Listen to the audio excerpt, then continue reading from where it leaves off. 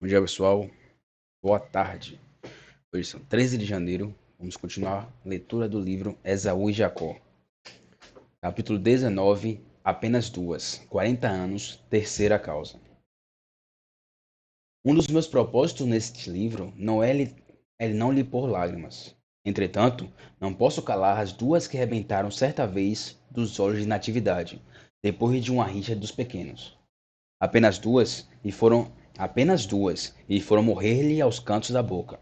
Tão depressa as verteu como as engoliu, renovando as avessas e por palavras mudas o fecho daquelas histórias de crianças. Entrou por uma porta, saiu pela outra. Manda é o Rei Nosso Senhor que nos conte outra. E a segunda criança contava a segunda história, a terceira, a quarta, até que vinha o fástio ou o sono. Pessoas que datam do tempo em que se contavam tais histórias afirmam que as crianças não punham naquela fórmula nenhuma fé monárquica, fosse absoluta, fosse constitucional. Era um modo de ligar o seu Decameron delas, herdado do velho reino português, quando os reis mandavam o que queriam e a nação dizia que era muito bem. Engolidas as duas lágrimas, Natividade riu da própria fraqueza. Não se chamou tola, porque esses desabafos raramente se usam, ainda em particular. Mas no secreto do coração, lá muito ao fundo, onde não penetra olho de homem, creio que sentiu alguma coisa parecida com isso. Não tendo prova clara, limito-me a defender a nossa dama.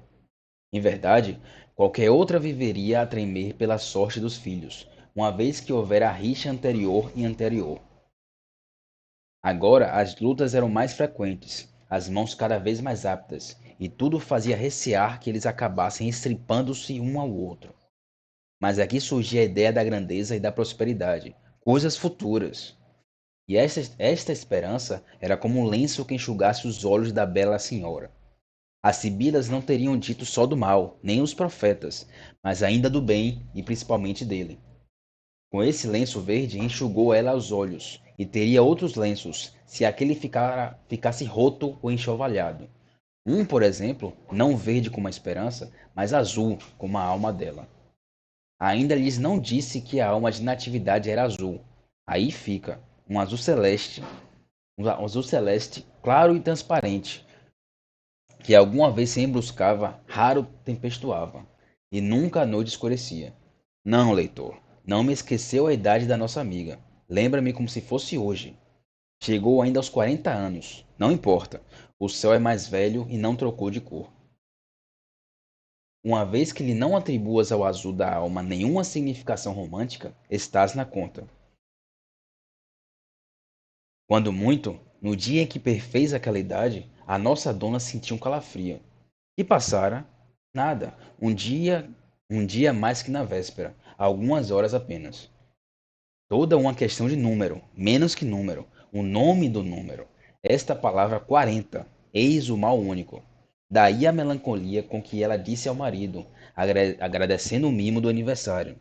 Eu estou velha, Agostinho. Santos quis esganá-la brincando, pois faria mal se a esganasse. Natividade ainda tinha as formas do tempo anterior à concepção, a mesma flexibilidade, a mesma graça miúda e viva. Conservava o donaire dos 30. A costureira punha em relevo, a costureira punha em relevo todos os pensamentos restantes da figura, e ainda lhe emprestava alguns do seu bolsinho. A cintura teimava em não querer engrossar, e os quadris e o colo eram do mesmo estofador antigo. Há dessas, há dessas regiões em que o verão se confunde com o outono, como se dá na nossa terra, onde as duas estações só diferem pela temperatura. Nela, nem pela temperatura. Maio tinha o calor de janeiro. Ela, aos 40 anos, era a mesma senhora verde, com a mesmíssima alma azul. Esta cor vinha-lhe do pai e do avô, mas o pai morreu cedo, antes do avô, e chegara aos 84. Nessa idade, cria sinceramente que todas as delícias deste mundo, desde o café da manhã até os sonos sossegados, haviam sido inventados somente para ele.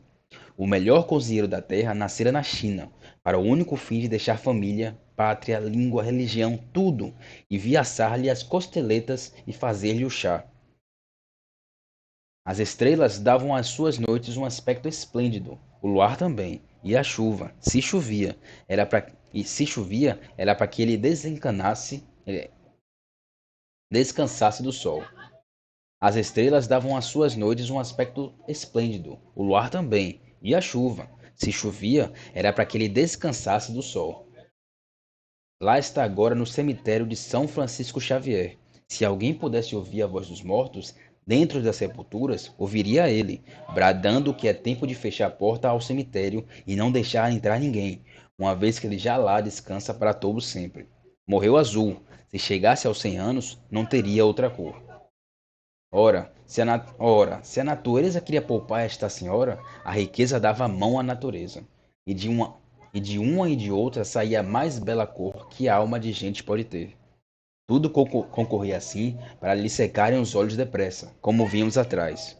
Se ela bebeu daquelas 2 lágrimas solitárias, pudera ter bebido outras pela idade adiante.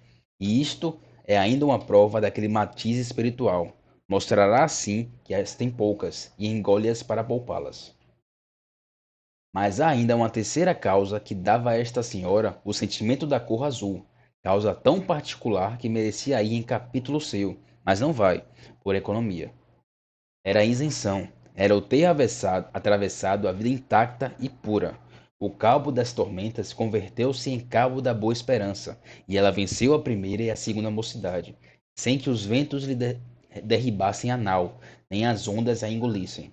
Não negaria que alguma lufada mais rija pudera levar-lhe a vela do traquete.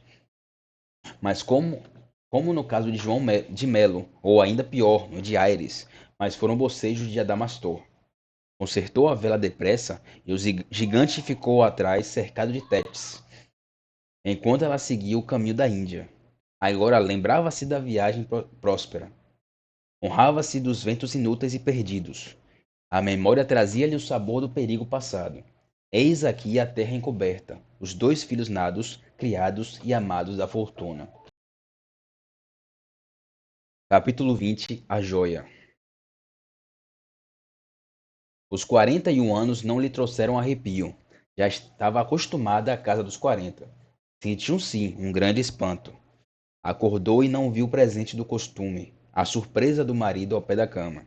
Não o achou no toucador. Abriu gavetas, espiou, nada. Creio que o marido esquecera a data e ficou triste. Era a primeira vez. Desceu olhando, nada. No gabinete estava o marido, calado, metido consigo, a ler jornais, mal lhe estendeu a mão. Os rapazes, apesar de ser domingo, estudavam a um canto. Vieram dar-lhe o beijo do costume e tornaram aos livros. A mãe ainda relanceou os olhos pelo gabinete, a ver se achava algum mimo, um painel, um vestido. Foi tudo vão. Embaixo de uma das folhas do dia que estava na cadeira, embaixo de uma das folhas, embaixo de uma das folhas, embaixo de uma das folhas do dia que estava na cadeira, pronto. Embaixo de uma das folhas do dia que estava na cadeira fronteira do marido, podia ser que nada. Então sentou-se e abrindo a folha, ia dizendo consigo: será possível que não se lembre do dia de hoje? Será possível? Os olhos entraram a ler à toa, saltando as notícias, tornando atrás. Defronte, o marido espreitava a mulher, sem absolutamente importar-lhe o que lhe parecia ler. Assim passaram alguns minutos. De repente, Santos viu uma expressão nova no rosto de Natividade. Os olhos dela pareciam crescer, a boca entreabriu-se, a boca entreabriu-se, a cabeça ergueu-se, a dele também. Ambos deixaram a cadeira, deram 2 passos e caíram nos braços um do outro, como 2 namorados desesperados de amor. 1, 2, 3, muitos beijos. Pedro e Paulo, espantados, estavam ao canto de pé. O pai, quando pôde falar, disse-lhes: venham beijar a mãe da senhora baronesa de Santos. Não entenderam logo. Natividade não sabia que fizesse. Dava a mão aos filhos, ao marido, e tornava ao jornal para ler e reler que no despacho imperial da véspera, o senhor Agostinho José dos Santos fora agraciado com o título de Barão de Santos. Compreendeu tudo. O presente do dia era aquele. O ourives dessa vez foi o imperador. Vão, vão, agora podem ir brincar, disse o pai aos filhos. E os rapazes saíram a espalhar notícia pela casa. Os criados ficaram felizes com a mudança dos amos. Os próprios escravos pareciam receber uma parcela de liberdade e condecoravam-se com ela. Iã baronesa! Exclamavam saltando. E João puxava Maria, batendo castanholas com os dedos. Gente, quem é esta crioula? Sou escrava de Iã baronesa. Mas o imperador não foi o único ourives. Santos tirou do bolso uma caixinha, com um broche em que a coroa nova rutilava de brilhantes. Natividade agradeceu-lhe a joia e consentiu em pô-la, para que o marido a visse. Santos sentia-se autor da joia, inventor da forma e das pedras, mas deixou logo que ela a tirasse e guardasse, e pegou das gazetas, para lhe mostrar que em todas vinha a notícia, algumas com adjetivo, conceituado aqui, ali distinto, etc. Quando Perpétua entrou no gabinete, achou-os andando de um lado para outro, com os braços passados pela cintura, conversando, calando, mirando os pés. Também ela deu e recebeu abraços. Toda a casa estava alegre. Na chácara, as árvores pareciam mais verdes que nunca. Os botões do jardim explicavam as folhas, e o sol cobria a terra de uma claridade infinita. O céu, para colaborar com o resto, ficou azul o dia inteiro. Logo cedo entravam a vir cartões e cartas de parabéns.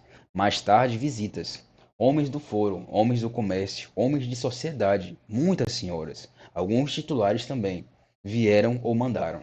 Devedores de Santos acudiram depressa, outros preferiram continuar o esquecimento. Nomes houve que eles só puderam reconhecer à força de grande pesquisa e muito almanaque. Capítulo 21. Um ponto escuro. Sei que há um ponto escuro no capítulo que se passou. Escrevo este para esclarecê-lo. Quando a pessoa inquiriu dos antecedentes e circunstâncias do despacho, Santos deu as explicações pedidas. Nem todas seriam estritamente exatas. O tempo é um rato roedor das coisas, que as diminui ou altera no sentido de lhes dar outro aspecto. Demais, a matéria era tão propícia ao alvoroço. Demais, a matéria era tão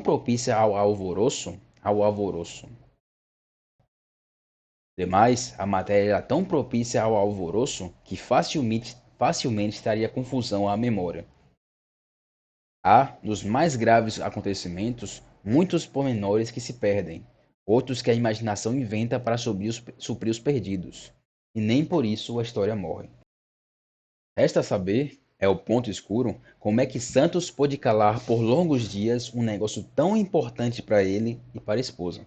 Em verdade, esteve mais de uma vez a dizer por palavra ou por gesto, se achasse algum, aquele segredo de poucos. Mas sempre havia uma força maior que lhe tapava a boca. Ao que parece, foi uma expectação de uma alegria nova e inesperada que lhe deu a alma de pacientar. Naquela cena do gabinete, tudo foi composto de antemão. O silêncio, a indiferença, os filhos que ele pôs ali, estudando ao domingo, só para ter o efeito daquela frase. Venham beijar a mão da senhora baronesa de Santos. Venham beijar a mão da senhora baronesa de Santos. Capítulo 22. Agora um salto. Que os dois gêmeos participassem da lua de mel nobiliária dos pais não é coisa que se precise escrever. O amor que eles tinham bastava a explicá-lo. Mas acresce que, havendo o título produzido em outros meninos dois sentimentos opostos, um de estima, outro de inveja, Pedro e Paulo concluíram ter recebido com ele o mérito especial.